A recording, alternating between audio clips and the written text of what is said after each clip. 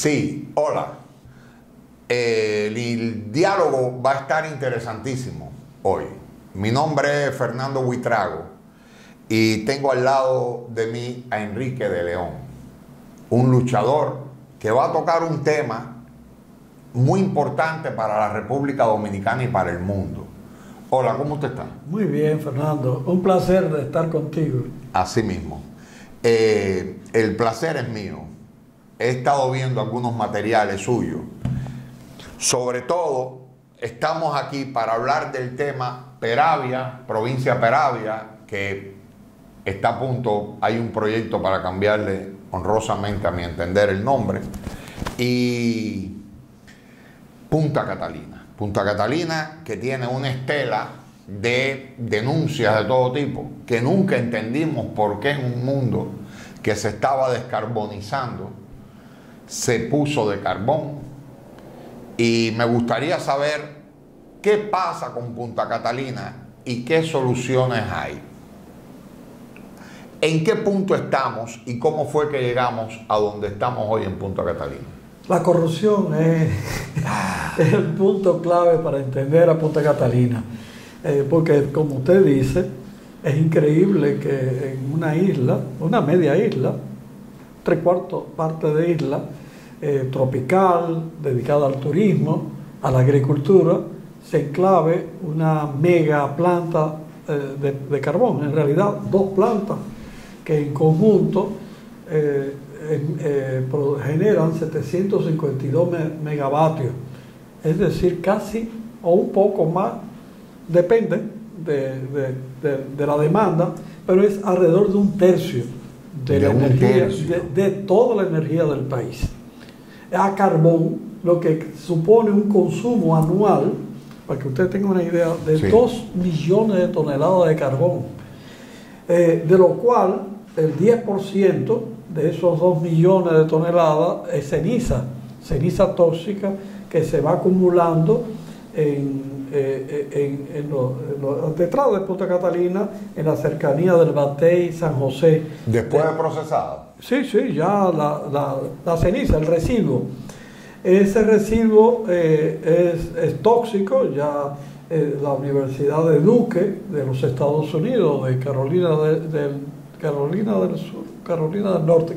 del Norte, estableció que eran tóxicas. Es decir, le mandamos las cenizas y ellos hicieron el estudio. Investigación, estudio oficial. Oficial. Es decir, es una... todos los años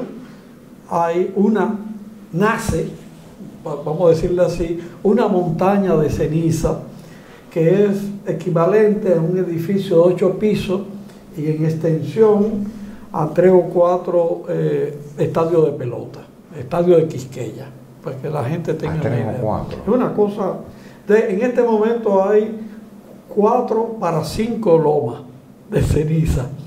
En 40 años de vida útil que va a tener esta planta, vamos a tener 40 lomas de ceniza, lo cual es una tragedia, tanto para la población en términos de salud, pero también para la producción agrícola o agropecuaria, porque la provincia de Peravia es una de las provincias más ricas. Se habla mucho de la riqueza agrícola del Cibao, pero resulta que la provincia de Peravia es una de las principales abastecedoras de la alimentación de la capital, porque la provincia de Peravia está a muy poca distancia de la ciudad de Santo Domingo. Es un llano, y Santo Domingo se alimenta de la provincia de Peravia. Y además es tal, como provincia, no como zona, como provincia ha sido la provincia más productiva en términos agropecuarios. El que me conoce sabe que yo soy muy crítico de, precisamente, y nunca se puede generalizar, de la superficialidad de la prensa. Hace poco el presidente que estuvo al mando de la República en los tiempos que se construyó Punta Catalina, no vale la pena mencionar su nombre, hablaba de Punta Catalina y que iba a ser una competencia a los privados y que el Estado. Sin embargo, usted me dice que es la corrupción que lo permitió. ¿Por qué no se tomaron medidas antes? ¿Por qué tuvo que ser a carbón? Siendo a carbón, se hubiera podido evitar de todas maneras ese pasivo. Sí, bueno, primero lo de la corrupción y después hablamos del combustible. Fue a carbón porque era el combustible, es decir, una planta de carbón es lo que podía haber, es lo que podía construir Odebrecht. Odebrecht no tenía la capacidad de montar una planta, digamos, a gas. No tenía la capacidad tecnológica. Okay. Entonces, lo que permitía llegar a un acuerdo corrupto entre los gobernantes de ese momento y Odebrecht, que es una empresa corrupta, comprobado, declarada por ellos mismos, es decir, que hay una discusión, era el que Odebrecht pudiera hacer una planta a carbón, porque a gas no podía hacerlo, porque no tenía la capacidad. A carbón tampoco. Sin embargo, hizo una alianza corrupta con Tecnimont, el grupo Marie Tecnimont, una empresa italiana, acusada en diferentes lugares de Latinoamérica de hacer actos de corrupción, Chile y Brasil, y el grupo Estrella. Este es nuestro Estrella, el de Santiago. Así es, Manolito, cariñosamente Manolito. Hicieron una alianza que permitió un proyecto sobrevaluado que hoy ya sabemos, porque la auditoría financiera forense lo comprobó en abril del año pasado, de que hay una sobrevaluación de más de $1.000 millones, no de pesos, de dólares. Pero hay que multiplicarlo por 60. Eso es mucho dinero. Muchísimo dinero. Esa sobrevaluación sirvió precisamente para financiar la primera reelección de Danilo Medina. Fue así. Por eso tenemos a una Punta Catalina, no a gas, que pudo haberse hecho a gas, sino a carbón, con todos los problemas que tiene una planta de carbón. Arriba de eso, como fue un proyecto corrupto, la auditoría técnica forense, se han hecho dos auditorías, una auditoría técnica forense, es decir, sobre los aspectos técnicos, y una auditoría financiera forense. La auditoría buscando dónde está el dinero. Eso el Estado contrató a el Estado. Empresas, ¿Cuál Estado? El gobierno actual. El actual. La administración presente. O mejor dicho, la anterior administración, que es del mismo partido. Del mismo partido. Es decir, el primer gobierno de Luis Abinader, para que nos entendamos. Para ser más. Entonces, más exacto. Entonces, se contrató una empresa norteamericana de ingeniería y que hizo la auditoría por una contratación a través de licitación pública internacional. Es decir, que no tiene nada que ver con la historia. Y levantaron una auditoría técnica y comprobaron, que es muy relevante, que Odebrecht construyó mal a Punta Catalina. Y con razón. Que la construyó mal. Más allá del monto, la construyó mal. Identificaron, esa auditoría. Esto es muy grave lo que se está diciendo aquí. Una 60 rublos de fallas estructurales de Punta Catalina. Más o menos lo que en construcción se llama vicios de construcción. Vicios de construcción. El gobierno, nosotros, antes de que Luis Abinader tomara el gobierno, ya había ganado las elecciones, le escribió una carta y le dijimos, miren, no reciba a Punta Catalina sin antes hacer una auditoría técnica. Sí, porque si no después la culpa es de él. Bueno, desgraciadamente, a pesar de que había la presunción de esas fallas técnicas, de esos vicios de construcción, el gobierno dominicano, el mismo gobierno de Luis, dejó pasar la fecha de vencimiento de la fianza. Odebrecht depositó una fianza importante, no me acuerdo de cuántos millones, pero de muchos millones, que eran para respaldar en caso de vicio. Entonces, la auditoría técnica se hizo después de que el gobierno... Ese dinero se perdió. Se perdió. Y por tanto... Y Luis sabía de eso. Claro, claro, y yo no creo que haya sido un olvido, un descuido. Pero la auditoría demostró, la auditoría técnica comprobó que la conclusión es que Punta Catalina no iba a funcionar con normalidad por esos vicios. Y de hecho ha sido así. Cada 3, 4 meses, una de las unidades hay que pararla. Por pinche en la cartera. Que dicen que es mantenimiento. No. Es porque no puede operar con normalidad. Y eso se debe a la corrupción. Se debe a la corrupción porque no fue un proyecto para solucionar el problema eléctrico del país, como se dijo, sino fue una ocasión, para buscar dinero, una oportunidad para, a través de la corrupción, financiar la reelección. Pero lo que usted me está diciendo, eso se llama ecocidio. Así es. O sea, es un genocidio medioambiental. Este escándalo, esto que estamos hablando aquí, respaldado, producción seguro colocará material que avale todo esto que estamos hablando.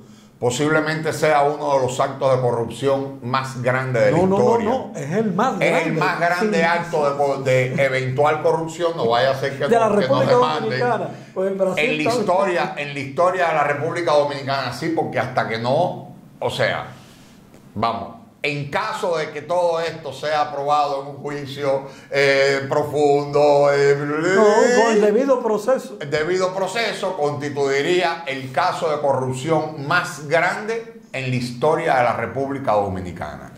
Pero ya el muerto lo tenemos en casa. Fernando, ¿qué hace?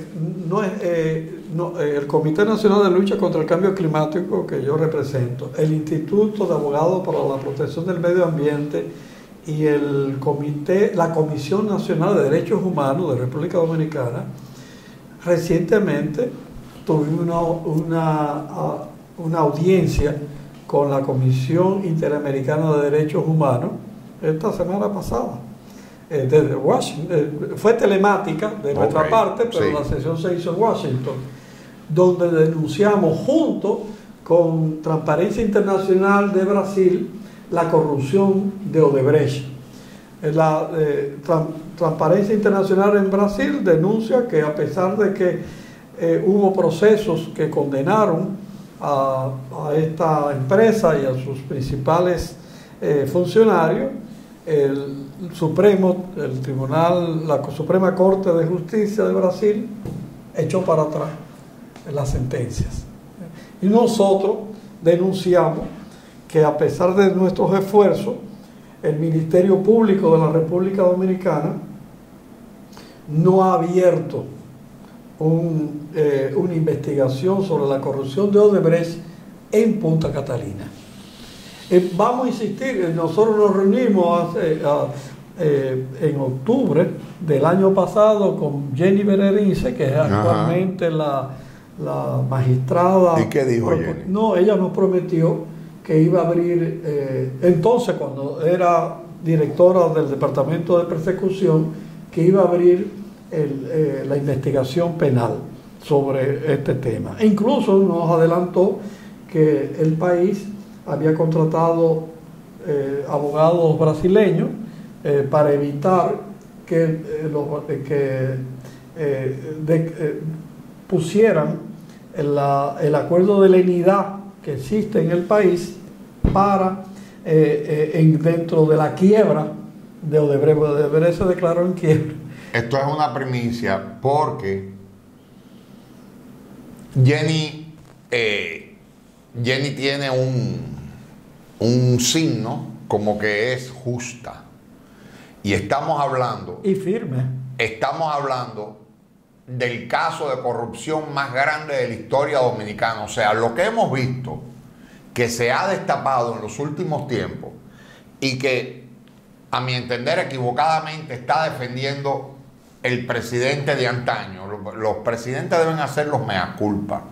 Pero cuando tú te enfrascas en que tú hiciste bien cuando lo hiciste mal, te funciona como un boomerang.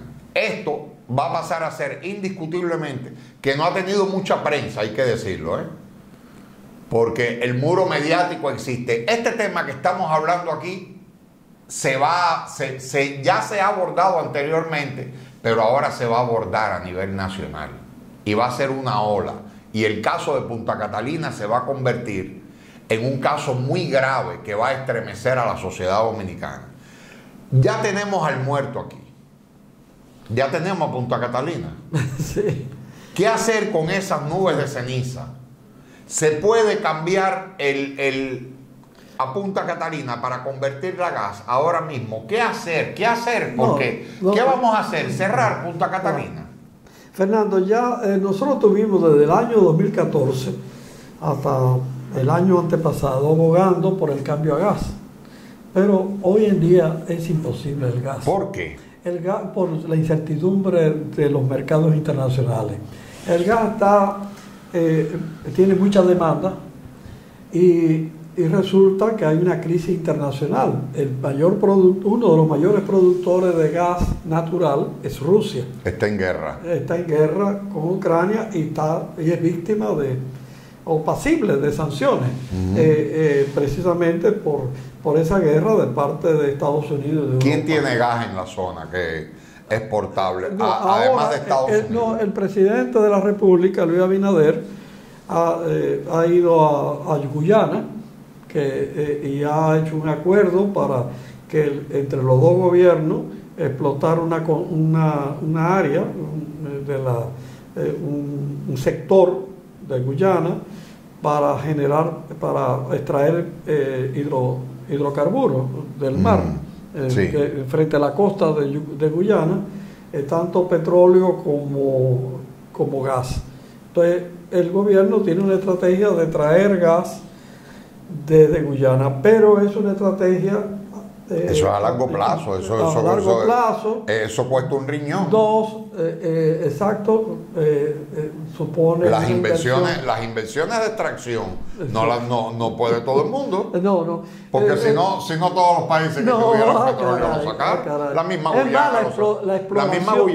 La exploración es carísima. Claro. Y en segundo lugar, es un proyecto con mucha incertidumbre, muchísima incertidumbre. El gas no está, es un error hacer depender la energía, la soberanía o la seguridad energética del país del gas.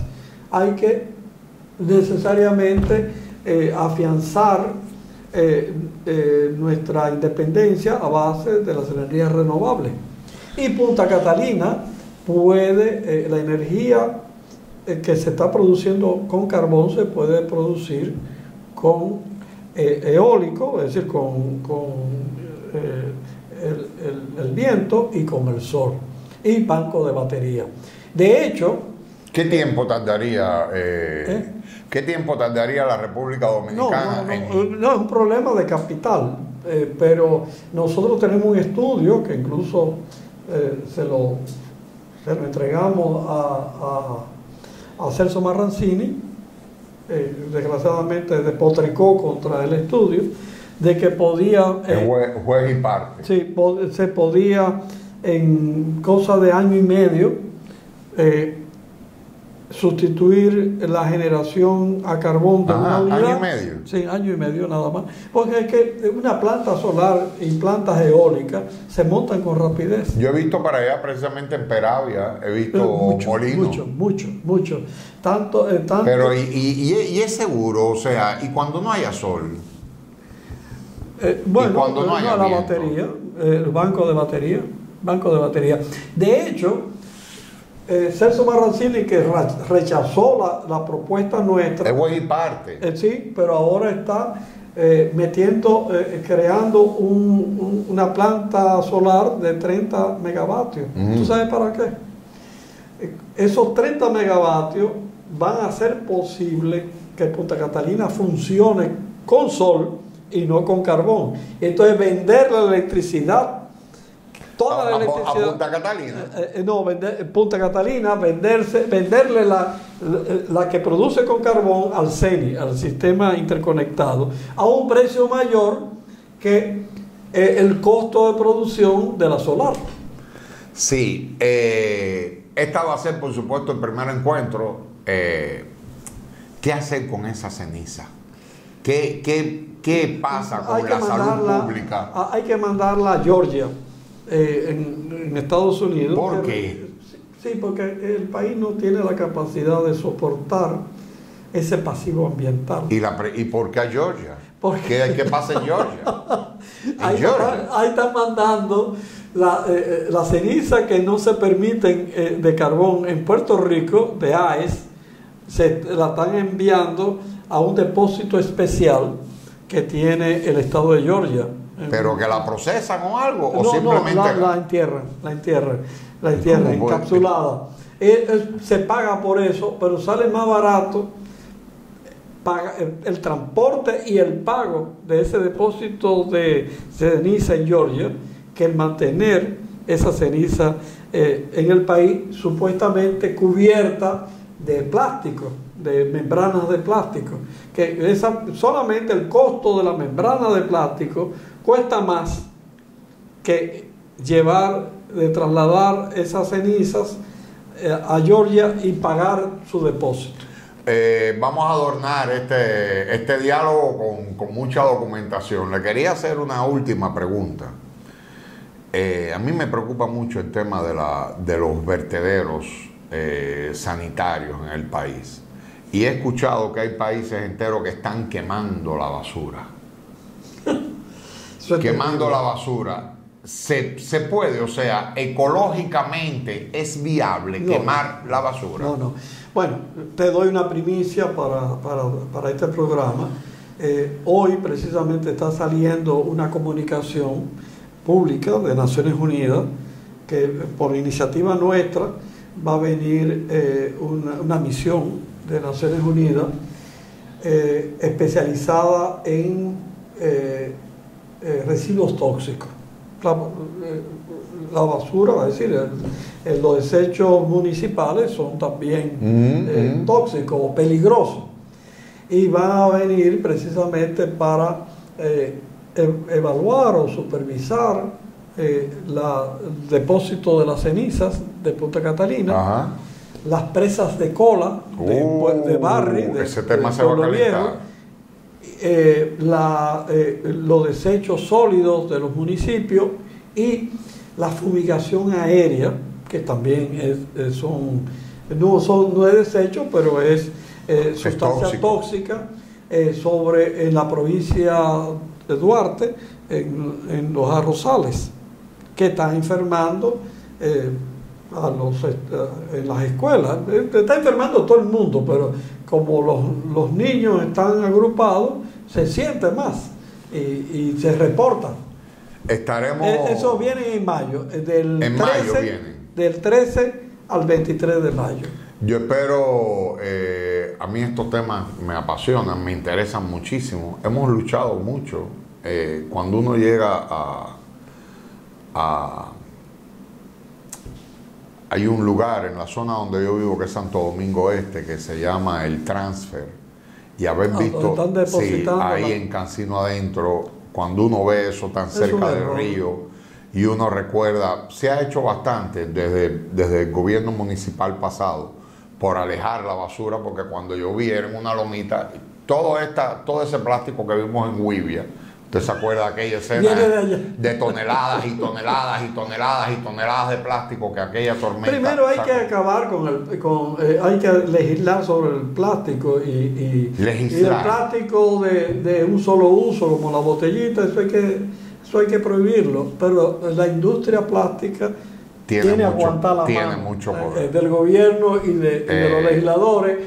Aguantar la mano significa, tú sabes, ¿Quién sabe si hace falta que la política empiece a pensar en aquella frase de Peña Gómez en el 96, que había que refundar la República? Así es, efectivamente. Y que en esa refundación necesaria vengan mente que más que están compitiendo insípidamente por subirse y dar discursos, tener una banda y que le llamen presidente, se preocupe del futuro de la República Dominicana, porque si esto sigue ocurriendo, si la República Dominicana sigue en manos de la corrupción, que tiene a veces cuello y corbata,